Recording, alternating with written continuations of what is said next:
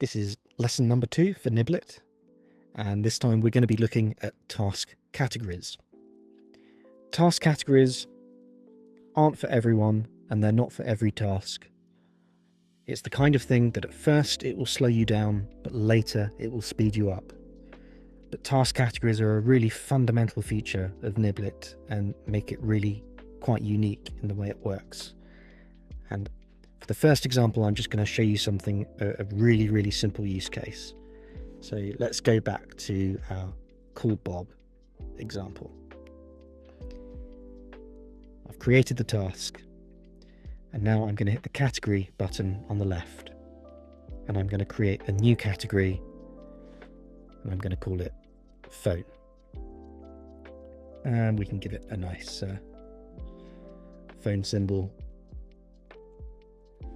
Tick and create. So call Bob is now a phone call. So why is this useful? Let me show you. So let's say we're now ready to call Bob. Now when we tap in progress, we can put a bit more information in about the actual status of this task. So I can type in ready to call, and now we can select ready to call.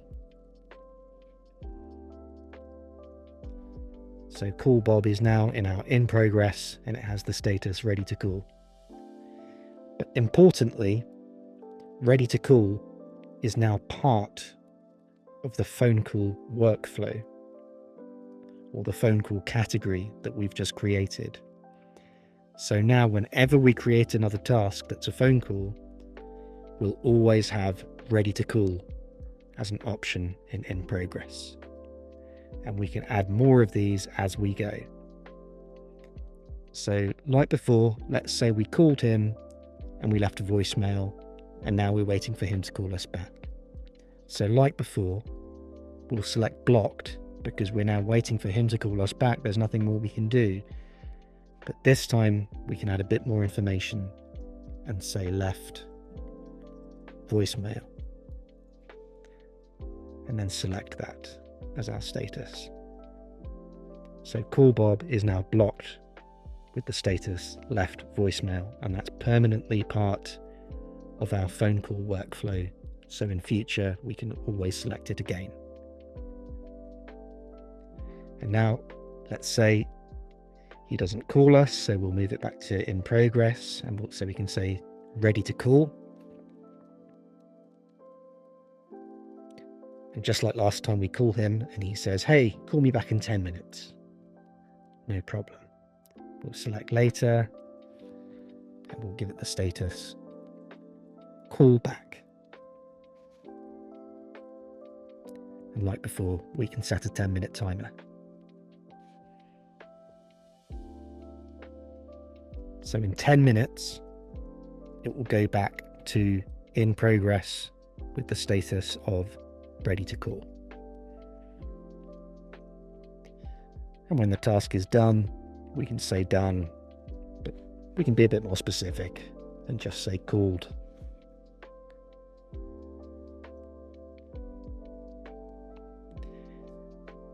And the task is complete, and we can archive it. But what we've just done is we've created our first workflow. So if I go into task categories now, you'll see that we've got phone, ready to call, which is in progress, left voicemail, which is blocked, call back, which is later, and called, which is done. And we can build out these workflows more and more as we go. So let's create another task, and we'll say call Susan, and we'll make it a phone call. Call Susan is now a phone call. In progress, ready to call, just like before.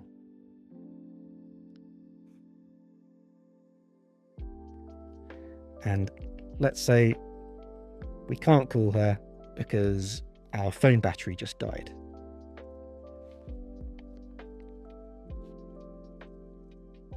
So we can add another reason that it's blocked.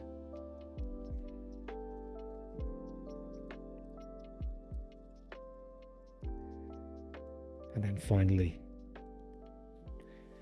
we called her.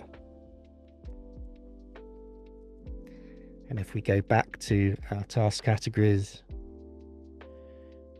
we can see that battery dead is now a new option, and we can actually sort these as well into the correct order.